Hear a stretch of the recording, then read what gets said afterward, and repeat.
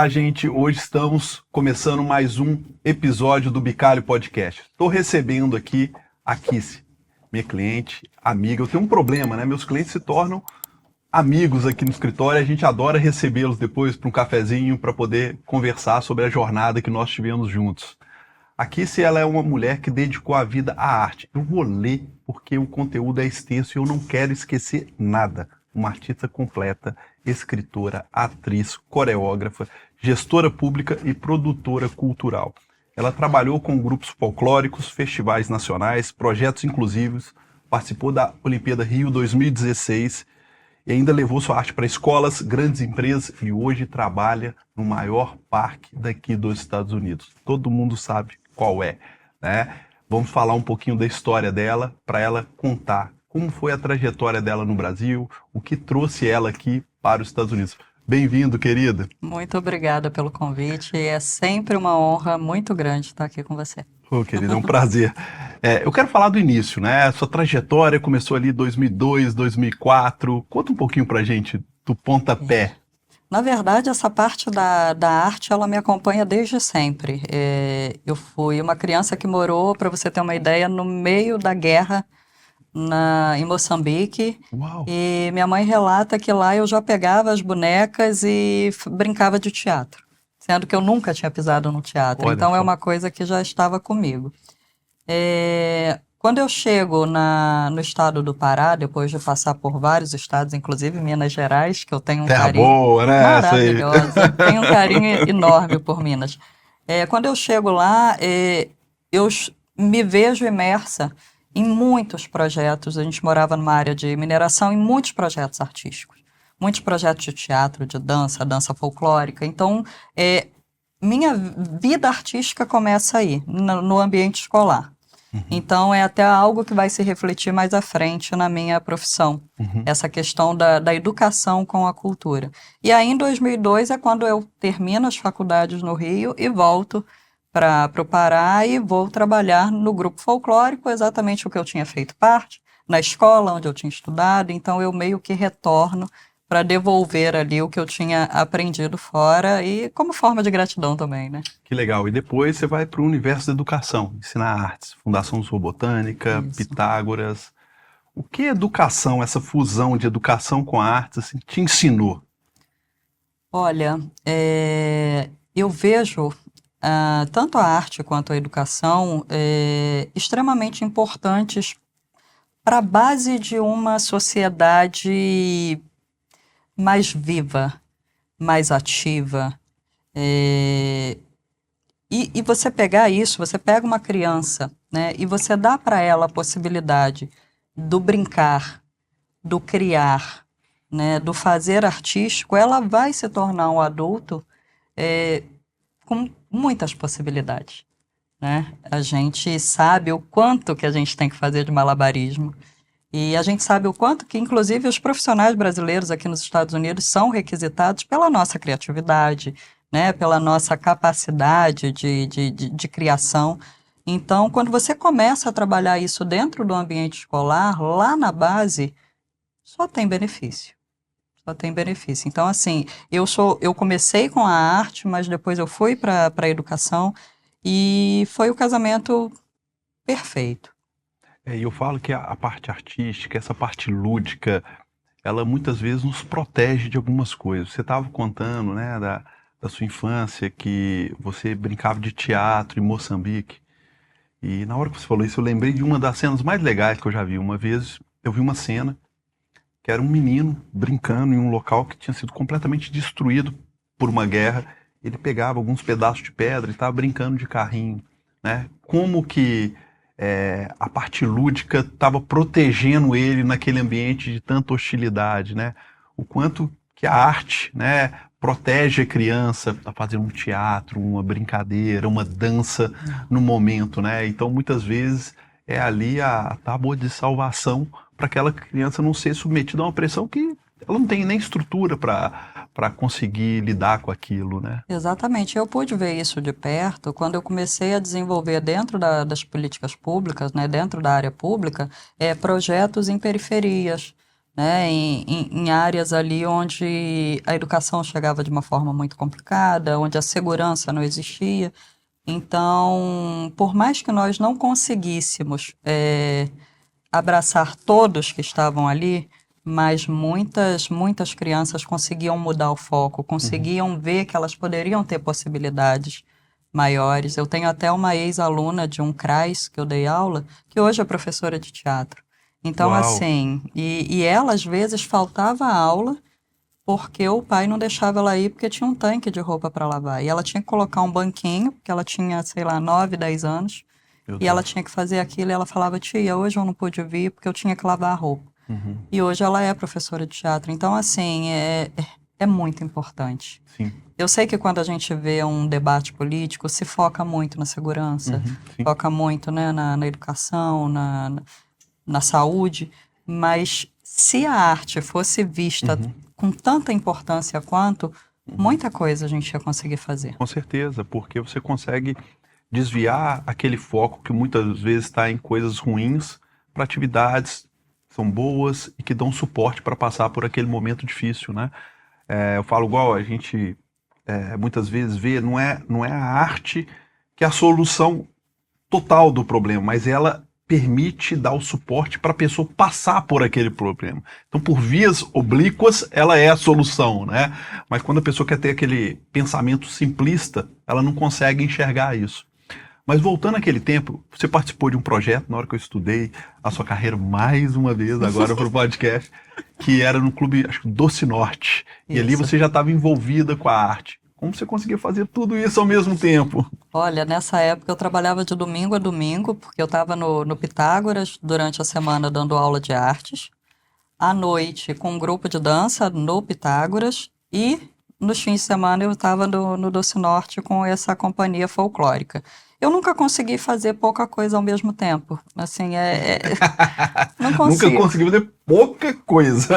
Eu agora estou achando que eu estou fazendo pouca coisa, já estou começando a inventar.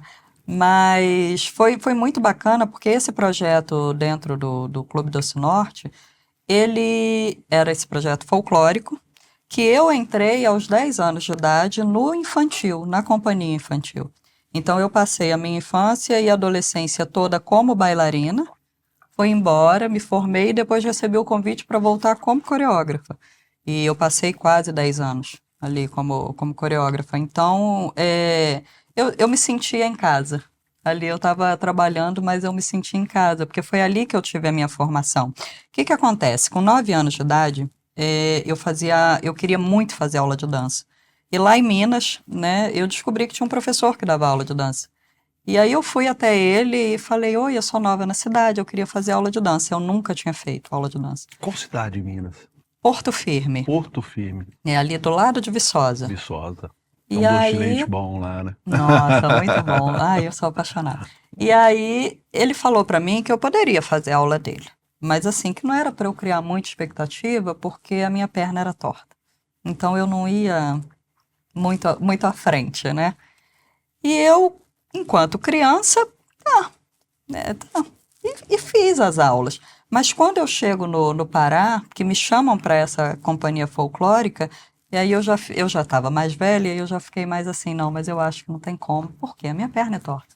Ele mesmo cria uma limitação em você, né? Exatamente. Mas aí quando eu cheguei lá no grupo folclórico, e eu vi gente alta, gente baixa, gente de todo jeito, de todas as idades, eu falei, eu acho que aqui eu me encaixo. E foi onde eu me achei artisticamente, foi na dança folclórica. E depois você vai para a prefeitura de Paraupebas.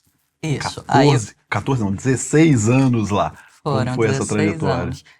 Quando eu saio da área privada, né, eu me desligo do Colégio Pitágoras na manhã, à tarde eu já estava no gabinete conversando e já sendo recontratado. Uau! Então eu falo assim, eu nunca fiquei desempregada, eu sempre fui de um lugar para o outro.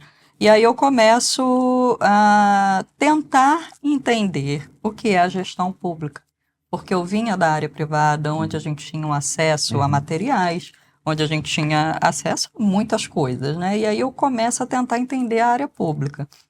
E era uma secretaria recém-criada, ela era uma coordenadoria, então eu entrei no ano que virou Secretaria de Cultura, e realmente foram muitos anos ali, e muitos projetos, muita coisa. E aí foi quando até eu comecei a faculdade, né? Eu fiz a faculdade de Administração Pública pela Universidade Federal do Pará e fiz a pós-graduação Legal. também, ao mesmo tempo, porque eu queria entender o que era. E quando você estuda administração pública, é lindo. É lindo. Você fala, cara, isso é maravilhoso, isso é possível. Mas o viver o dia a dia é mais complicado, É. ainda mais na área artística, na área de cultura, porque quando você tem qualquer corte de verba, somos nós que. Primeira coisa que Primeira faz. coisa. Ah, tem que cancelar alguma coisa, cancela o carnaval. Entendi. É sempre assim, então a gente sempre ficou muito nessa luta, sabe? Para conseguir com que as coisas fossem feitas. Falou, eu lembrei quando eu era estudante, né? Que eu estudava direito penal, direito criminal, eu achava lindo. Também os princípios, os conceitos eram maravilhosos, mas quando a gente ia para a prática, você via que havia uma distância brutal do que estava ali no livro para o que era a realidade. Eu falei, infelizmente é muito diferente, a humanidade tem muito a evoluir nesse sentido ainda, Exatamente. né? Então, enfim, e a gente é confrontado à realidade. O que a gente pode fazer nesse cenário é dar a nossa dose de colaboração, né? Lutar para conseguir aproximar mais a prática da teoria, apesar de ter essa distância. A vida é como ela é, né? Não como a gente gostaria, mas a gente pode lutar para tentar diminuir essa diferença. Eu falo isso porque várias vezes eu sou procurado por alunos que falam, professor, eu não quero trabalhar com direito, ou com direito migratório, ou com direito de qualquer área, porque é muito diferente do que eu aprendi, a realidade. Aí eu falo, mas você pode lutar para tentar fazer com que esse cenário ruim possa se aproximar do que você sonha, né? Então, o mundo real, infelizmente, tem algumas coisas que talvez a gente não concorde. Sim. E que a gente pode fazer só para tentar diminuir esse gap, né? Com certeza. Você organizou já vários eventos grandes, né? E eventos artísticos, culturais. Como é isso? Porque organizar evento não é fácil. Imagina eventos dessa magnitude. Não é fácil. Você acaba tendo que lidar com muitos improvisos, muitas coisas que aparecem de última hora, mas é planejamento. Eu acho que quando a gente trabalha com planejamento, a gente acredita num planejamento, é muito importante. Planejamento e uma boa equipe, né? Você ter uma equipe ali alinhada, onde cada um sabe exatamente o que tem que fazer, mas não estando ali só focado no seu, mas tendo o todo ali, né? Sabendo o que está acontecendo em volta e de que forma essas peças vão se ligar, aí você consegue fazer. Mas é assim, eu trabalhei com eventos, acho que durante uns 10 anos. É muito cansativo, né? Principalmente eventos artísticos, você acaba tendo que trabalhar muito fim de semana, são madrugadas inteiras, né? Fora de casa. Você lida muito com egos, né? Na área artística a gente sabe, e às vezes trazia grandes cantores do Brasil inteiro. E às vezes o cantor mesmo, o artista mesmo é super de boa, mas tem sempre uma produção por trás, né? Então, assim, era muito desafiador, mas se eu te falar que eu já estou sentindo falta disso, já estou sentindo falta. Então, se alguém produz eventos, estamos aí. Mas eu falei que eu não ia mais mexer com isso, mas me dá uma saudade. Paralela a tudo isso, você foi consultora e instrutora de teatro de grupos da Vale, acho que de 2011 a 2015. Isso. E venceram premiações, acho que 2012 e 13. Isso. O que isso representou para você, esse reconhecimento? Cara, isso foi muito bacana, porque assim, primeiro que você não imagina uma área de mineração contratando uma coreógrafa, né, uma diretora teatral, para fazer um trabalho dentro da área, né? Então, assim, primeiro eu tive que entender o que era. E era um projeto muito interessante. O funcionário, se ele visse algum problema a ser resolvido dentro da empresa e ele desse uma solução e esse problema se resolvesse, isso era um case. Uhum. Então, ele ia apresentar este case numa reunião. Primeiro começava por área, depois ia para nível estadual e depois ia para nível nacional. E aí eram projetos assim, que às vezes era uma pecinha que colocava em algum lugar e aí economizava milhões. Era uma coisa maravilhosa. E aí eu entrei com o meu trabalho criando as apresentações. Como que eles iam apresentar isso de forma que fosse interessante? Através do teatro. Uau. E aí foi muito bacana. Lógico que tiveram muitos momentos. Esse momento mesmo de ganhar esses prêmios foi maravilhoso. Mas teve o meu maior prêmio. Foi Aí eu trabalhava com a galera com operacional. A galera chegava assim cheia de minério para aula, sabe? Era assim, muito bacana. E teve um senhor que ele mal falava, sabe? Inclusive na peça eu tive que colocar ele, mas coloquei ele de uma forma que ele ficasse confortável, que ele não tivesse que falar e tal. Mas eu trabalhava respiração, eu trabalhava fala, eu trabalhava, né, entonação, tudo com todo mundo, independente de falar ou não. E aí, no último dia, ele chegou para mim e falou assim, ele bem mais velho que eu, ele falou assim, professora, eu quero agradecer a senhora, porque agora eu me sinto seguro de chegar na escola do meu filho e conversar com a diretora. Então, você imagina assim, quem pensa um projeto desse não imagina o que vai acontecer lá na ponta. Imagina, eles vão ser treinados, eles vão representar a gente de uma forma melhor lá fora e a gente talvez ganhe um prêmio. O prêmio é esse. Olha só, eu falo quando a gente está no papel de liderança, com um professor ensinando alguma coisa, a gente está inspirando uma série de pessoas e às vezes um detalhe do que a gente fala, você muda a vida da pessoa. E eu tenho uma passagem que é até engraçada. Quando eu comecei a dar aula pela primeira vez, eu fui professor de matemática, eu tinha 19 anos. Era um menino, né? E eu estava dando aula e tinha 2 meninos na sala que eles eram muito baixinhos.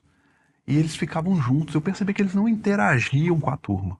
Eles ficavam juntos. E eu sempre tive a preocupação com o professor de saber o nome dos alunos. Aí eu faço um comentário, brinco com o aluno. Com 19 anos eu não tinha preparo que eu tenho hoje, 30 anos depois. E estavam os dois, e eu fui brincar com eles, eu chamei eles de Bebeto e Romário, que o Brasil tinha uma dupla de atacantes, que os dois eram baixinhos. 94. E a sala riu, eles riram. Aí um belo dia chega uma mãe querendo falar comigo. Eu falei, nossa, era a mãe do Bebeto ou do Romário, cara, que eu fui dar apelido para esses meninos, né? E ela falou, professor Vinícius, eu queria conversar com você. Enfim, eu fui para a sala para conversar. Ela falou, eu queria te agradecer, porque o meu filho, ele sofria, não usou a palavra bullying, mas ele era diminuído pelos colegas, e a partir do momento que você chamou ele de Bebeto e o amigo dele de Romário, virou o apelido deles na escola, e eles se sentiram valorizados, e ele passou a ser inserido no grupo de alunos. Eu falei, gente, que loucura. Aí eu comecei a ter a noção da importância do professor. Eu não tinha, a minha intenção foi fazer algo divertido, brincar, colocar um apelido que não desvalorizaria eles, que os dois eram os principais jogadores, porque eu via que eles estavam ali tímidos, mas eu vi o quanto a gente tem a capacidade de influenciar. E a partir daí eu tive vontade de ser professor e é algo que eu carrego até hoje. Então é muito legal que às vezes as pessoas acham que a gente recebe alguma coisa, mas eu falo que a gente aprende mais do que ensina nesses momentos, né? Eu tenho certeza que isso trouxe para você várias lições que você pode usar depois ali em frente, né? Com certeza. E assim, dentro do nosso processo, tiveram 2 cartas de ex-alunos meus. Uhum. E foram as cartas mais bonitas para mim, assim, mais importantes. Eles conseguiram linkar o que eles aprenderam comigo em sala de aula com a profissão que eles estavam tendo agora e a importância disso. Quando eu li, eu fiquei muito emocionado. Sabe que tem uma coisa que me chamou muita atenção no seu caso, quando a gente conversou, né? E aí eu peguei a sua história, tem mais coisa aqui para falar, gente. Ela foi coreógrafa do lançamento do Fiat Strada, numa parceria da Fiat com a Vale, enfim. Vou falar disso, vou ficar aqui falando o tempo todo. E você veio, não, é possível. Eu percebi, assim, você estava um pouco ressabiada, assim. Eu falei, poxa, ela tem uma carreira tão bonita na arte, né? A gente faz tantos casos de outros profissionais, de outras áreas, que não tem uma carreira com tantos frutos. E eu falei, por que ela está ressabiada, né? Enfim, então foi algo que me chamou a atenção. E aí eu posso fazer até um juízo de valor errado, mas falando com toda a liberdade que eu acho que a nossa relação permite, eu acho que isso está muito ligado a como as pessoas valorizam a arte. Com toda Você certeza. julgou não pelo que você enxergava, mas pelo que muitas vezes os outros dão de valor à arte. E tô certo nisso? Certíssimo. O que que acontece? O meu primeiro senão com a minha carreira artística foi no terceiro ano na escola, quando a coordenadora entrou na sala e falou: eu gostaria que cada um falasse a faculdade que quer fazer, porque eu vou colocar vocês durante uma semana com um profissional da área para vocês poderem ir vivenciando. Direito, medicina, engenharia, matemática, né? Artes cênicas. Aí ela virou para mim e falou: você quer morrer de fome? E aí aquilo me chocou. E aí eu cheguei em casa e falei com meu pai. Falei, pai, eu acho que eu mudei de ideia. Eu acho que eu vou fazer geologia. Aí ele, tem certeza? Eu falei, tem. Ele, tá bom, vou arrumar um estágio para você. E aí ele arrumou na própria Vale um estágio para eu fazer. E aí no terceiro dia eu cheguei em casa chorando. Falei, não é isso que eu quero. A cara toda borrada de minério. Falei, não é isso que eu quero. Ele falou, eu sei, e a sua inscrição no vestibular de dança já está feita, eu já fiz para você. Uau, que legal. E aí eu tive... E esse é o apoio que precisa, É né? o apoio que eu preciso, e eu tenho até hoje deles. É. Então, assim, a gente... O nosso país, ele é muito rico culturalmente. Nosso país exporta talentos artísticos para o mundo inteiro. Mas a não valorização, com o passar do tempo, faz a gente ficar dessa forma. Então, tanto que quando a gente levou para você, a gente levou a minha carreira, né, consolidada, 20 anos e tudo, e levou do Ícaro, que era recém-formado em aviação, mas que eu cheguei a pensar que, de repente, teria mais chance do que o meu. Mas é isso. Mas, assim, como eu já te falei uma vez numa live que você fez, a forma como vocês conduziram o processo. E quando eu fui vendo o material, falei, eu preciso entender que a minha história é muito importante. Já atravessou muitas gerações e muitas pessoas. E eu preciso valorizar isso. Porque se eu não valorizar, ninguém vai valorizar. E às vezes, né, as pessoas fazem alguns comentários. Eu falo que esses comentários são muito mais sobre elas do que sobre a gente. Só que a gente não identifica isso no momento, né? A gente naturalmente fica machucado com esses comentários. E eu falo que cada um nasceu para fazer uma coisa, né? Eu fiquei até feliz, porque esse final de semana eu cantei em um karaokê e ela fez um comentário lá, enfim, curtiu a foto. Opa, fui bem, né? Quem entende que curtiu. Mas ficou nítido ali que, como cantor, eu posso ser no máximo um bom advogado, né? Parabéns. Então é isso. Então as pessoas não são iguais. E isso foi uma coisa também que a docência me fez ter a humildade de reconhecer que as pessoas que, mesmo que circunstancialmente possam estar abaixo de mim aprendendo, que elas podem ir mais longe do que eu fui, elas vão ter os estilos delas, baseado nas experiências, da forma de abordar. E isso, aqui no Bicalho, a gente é meio que uma escola de advocacia, até pela minha vocação como docência. Então, uma coisa que eu sempre fiz, quando eu corrijo o trabalho de um advogado, eu nunca corrijo querendo que seja o meu trabalho, com o meu estilo. Porque senão eu posso estar inibindo alguém que vai chegar muito mais longe. Eu corrijo o que está errado.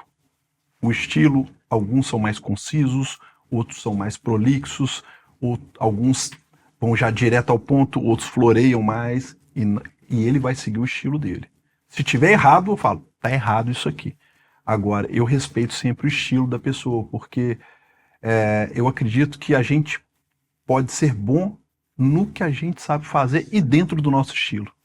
Não adianta alguém querer que você seja a cópia dessa pessoa, você não vai conseguir de maneira alguma. Mas voltando aos seus feitos aqui, em 2016 você palestrou em Miami, em uma escola americana, falando sobre a cultura brasileira. Poxa, que legal. Como que foi levar a imagem do Brasil em um ambiente no exterior? Nossa, foi maravilhoso. E assim, a recepção das crianças foi algo extraordinário. E eu vim palestrar e a minha irmã, que é bailarina também, ela veio juntamente com meu cunhado, eles dançam, né, dança de salão, e eles vieram para se apresentar. Então, assim, foi maravilhoso. E foi muito bacana ver a nossa cultura começando ali, né, em 2016, acho que era a primeira escola bilíngue com português, e ver a nossa cultura começando a entrar, né, aqui de uma forma através da educação. E também eu tive um retorno nessa época que foi muito bacana, que uma pessoa que assistiu a apresentação falou, nossa, que legal, porque aqui quando chegava pra gente, era uma pessoa que já estava há mais tempo, né? Geralmente é a capoeira e o samba no pé, né? Com as meninas dançando e tudo. Então, muito bacana a gente conhecer um outro lado da nossa cultura. E foi extremamente maravilhoso aquele momento. E isso eu acho muito legal, porque eu falo que morando aqui nos Estados Unidos, eu me sinto mais brasileiro do que morando no Brasil, porque eu me sinto no dever de fazer bem tudo que eu estou fazendo para poder vender uma imagem boa do Brasil. Positivo. Ou seja, nós mostramos o Brasil aqui para os americanos ou as outras nacionalidades que estão nos observando, né? Mas você tem um outro feito que é especial. Não vai acabar os feitos aqui não, Vitor. Ela foi bailarina na cerimônia da Olimpíada do Rio de Janeiro. Poucas pessoas podem falar que dançaram em uma cerimônia olímpica. Como foi isso? Isso foi uma coisa... Assim, Vinícius, eu sempre penso da seguinte forma, o não eu já tenho. Mas o sim eu vou lá para pegar porque ele é meu. Tem que ser dessa forma, né? E aí o que que acontece? Eu fiquei sabendo, né, que ia ter essa questão do elenco, enfim. Só que eu estava no Pará, 3.000 quilômetros do Rio de Janeiro. Eu falei, tá, e como é que eu vou fazer para participar disso? E aí eu fui para o Rio, passar carnaval, que eu sempre tô lá no carnaval. E aí eu falei, cara, eu vou atrás, eu vou bater na porta, eu vou ver onde que é. E aí fui, consegui achar o escritório da galera que estava cuidando dessa parte. E aí, por coincidência, lá dentro tinha uma pessoa com quem eu já tinha feito um trabalho em Parauapebas.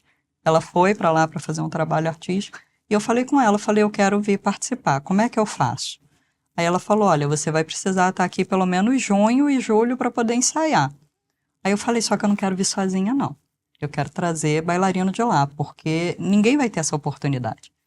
E aí ela falou, então bota todo mundo para fazer o teste. Vocês vão mandar um vídeo assim, assim, essa. Reuni os meus amigos que eram da minha companhia folclórica. Eu falei, gente, vamos. Não, mas como é que a gente vai pagar? A gente primeiro bota o pé. Depois Deus vai botar o chão, vai botar a passagem aérea, vai botar tudo isso. Vamos primeiro uma coisa de cada vez. E aí fizemos o teste e fomos todos aprovados. Fomos 8 pessoas aprovadas.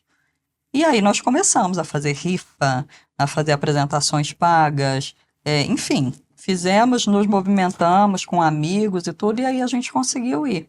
A gente foi, primeiro ensaiou, voltou e depois voltou para fazer a parte da apresentação. E foi uma apresentação linda, porque foi uma apresentação, não sei se você recorda, mas foi um encerramento que marcou muito, que foi muito bonito, que foi a música Asa Branca, né, os bonecos de barro dançando, do mestre Vitalino. Então, assim, foi algo emocionante, foi muito bacana. Um momento marcante para a história do Brasil, né, de maneira geral. E de onde veio a ideia de vir para os Estados Unidos? Nossa, na primeira vez que eu pisei aqui. Você sabe que eu também? Foi amor à primeira vista. Foi, nossa, assim, em 94 eu vim pra cá. Meu pai já tinha prometido pra mim, filha, quando você fizer 15 anos, você vai pra Disney. E aí, quando a gente morou em Moçambique, ele juntou $1.000. E ele guardou esse dinheirinho e falou, isso daqui é pra você ir pros Estados Unidos quando fizer 15 anos. A nossa casa foi assaltada no Rio de Janeiro e levaram o dinheiro. E aí, naquele momento, eu falei, não tem mais. Porque assim, nós não tínhamos, né, a condição.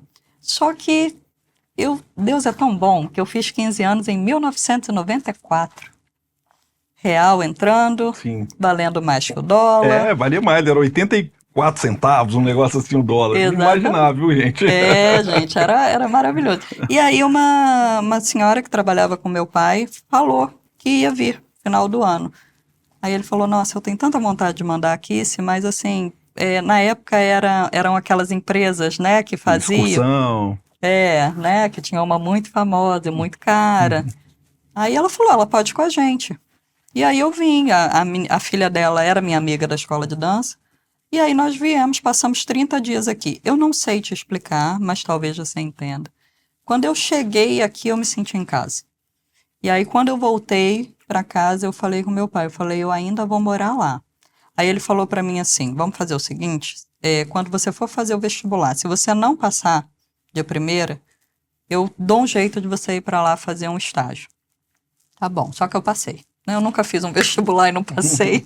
8 vestibulares e passei todo. E aí ficou para depois, né? Aí não consegui mais voltar, né? A vida foi acontecendo. Quando eu me casei com o Ícaro, como a gente já tinha casa montada, o nosso presente foram as pessoas darem cotas da lua de mel. Aí ele, e aí, vamos para onde? Eu falei, posso dar uma sugestão? Vamos para Disney? Aí ele, vamos. Ele sempre topa, né? Ele é maravilhoso. E aí viemos, ele e os 2 mais velhos. O Pietro já tinha nascido, estava com 1 aninho e pouco, a gente deixou com as avós e veio. E aí eu falei para eles, eu quero que vocês olhem, observem, não como turista, mas tentem pensar se vocês viveriam lá. E depois a gente conversa. Aí, quando finalizou a viagem, eu falei, e aí, o Ícaro? Quero morar aqui. Aí eu falei, então tá, então bateu. Isso foi 2015, né? De 2015 a 2020 foi pesquisa.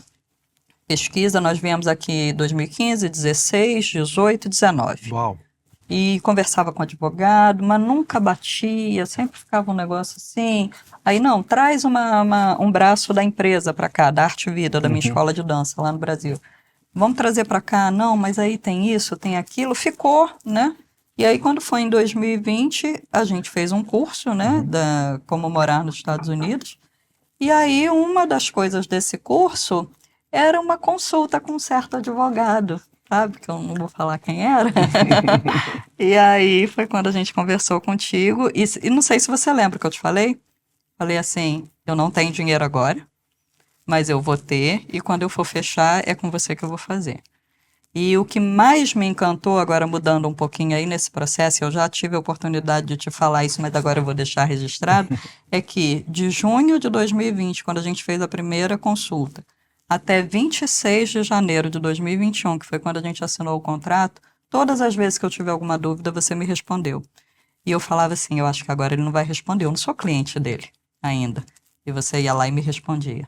E aí, eu falei, eu acho que eu estou abusando, mas eu vou tentar mais uma vez. E você ia lá e respondia.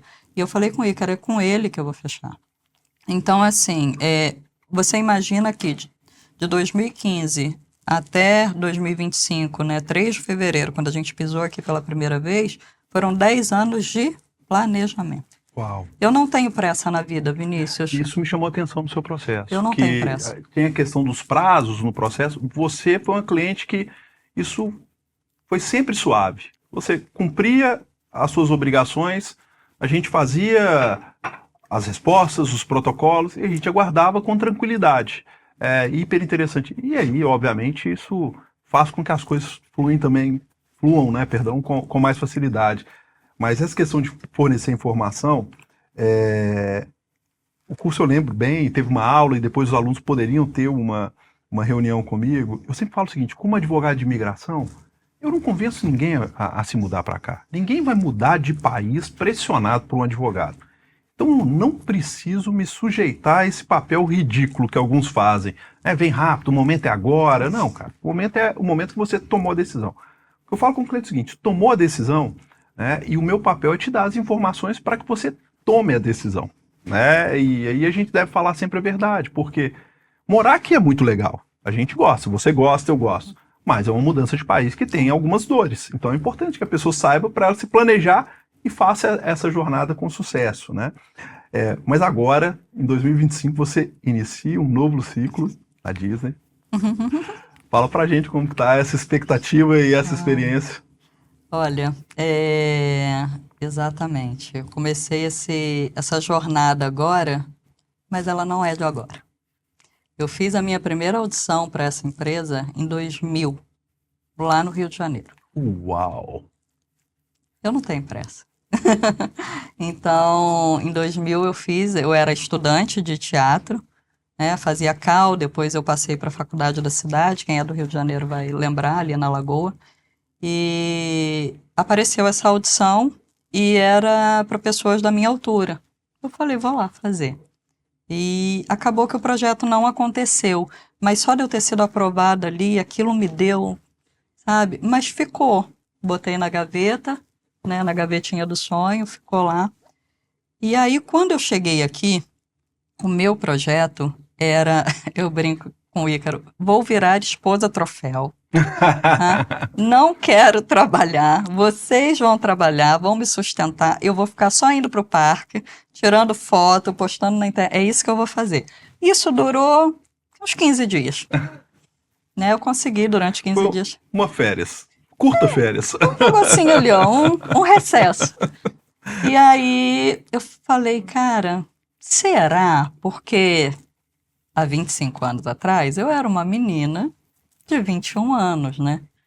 Falei, será que agora, aos quase 47, eu vou passar por uma audição, ou não, eu já tenho. Agora eu vou lá pegar minha vaga. E aí eu participei de um webinar, me inscrevi num webinar, tinha gente do mundo inteiro, porque essa empresa é global, está no mundo inteiro, é a maior, né, de entretenimento. E aí eles falando do que era trabalhar nessa empresa, e aí eu falei, cara, eu vou ficar de olho aqui, se surgir uma audição eu vou fazer. E logo depois surgiu. Inclusive era uma audição para pessoas entre 1,42 m e 1,52 m. Eu tenho 1,54 m. Eu sou alta, sou uma pessoa muito alta. Falei, cara, mas eu vou, aí na hora de medir, eu dou aquela abaixadinha assim na coluna, eu vou, vai dar certo, vai dar bom. E aí eu fui. E aí o grande desafio, quando eu cheguei lá, a coisa se materializou.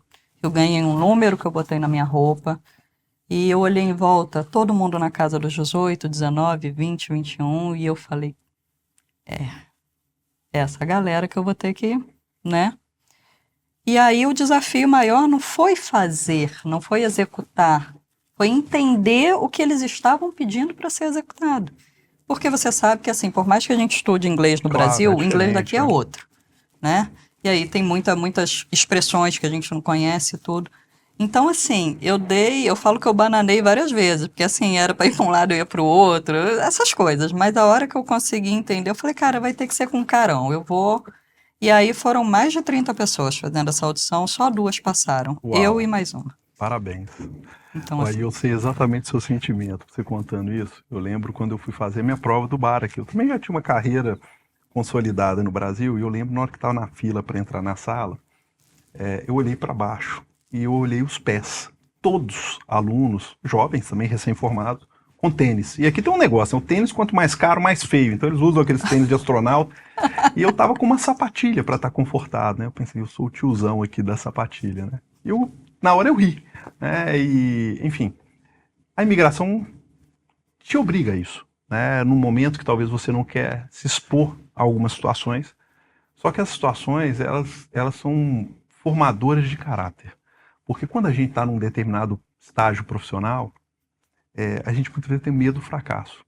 Imagina, eu falei vários prêmios, né, pontos altos da sua carreira, e ainda pulei alguns aqui, senão a gente não ia conseguir evoluir, e você podia ter um não ali. Então, a coragem da pessoa, depois de adquirir uma determinada posição profissional, de se expor à chance de não ter o sucesso, ela é um enorme diferencial. Eu conheço vários, e eu não estou fazendo juízo de valor, cada um sabe o que deve fazer, o que é conveniente para a sua vida, que não fariam. Com a possibilidade de não dar certo. Se você não estivesse entre os 2, ele estivesse entre os 3, talvez você fosse a pessoa que estivesse fora, e ia ser muito ruim ter que lidar com isso, mas isso é um ato de coragem, né? Parabéns pela jornada. Eu queria te agradecer muito por aceitar o convite. Queria te agradecer muito pela generosidade com a gente, pelo carinho durante toda a jornada. Na verdade, era um grande grupo ali, né, que a gente ia, e ela sempre com muita inteligência emocional, quando tinha aqueles momentos quentes de documentação, sempre ela aquela voz de sabedoria. Obrigado mesmo pelo carinho e foi um prazer te receber aqui. Eu que agradeço. Eu trouxe um presente. Uau!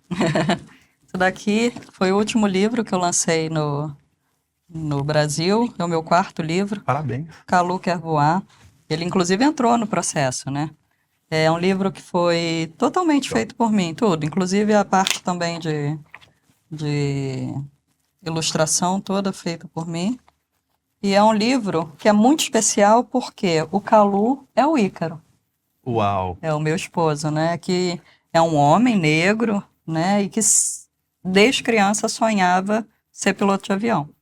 E ele sempre falou, eu quero ser um dia, tá uniformizado, eu vou falar isso olhando para a câmera, porque eu sei que vai tocar alguém. Ele sonhava que um dia ele ia estar uniformizado, ia passar pelo hall de um aeroporto e uma criança ia olhar para ele e ia falar, eu também posso estar ali. Né? Se vocês pararem para pensar, quantos pilotos negros você já viu? Então, essa história dele, né, me tocou demais. Então, eu fiz o Calu Quer Voar, que é a história de um menino que sonha em voar e uma noite ele voa. E conhece a cultura do Brasil. E aí entra o meu trabalho. Né? Eu trouxe 2, um para você e um para você presentear quem você quiser. Essa tarefa não vai ser difícil não, viu?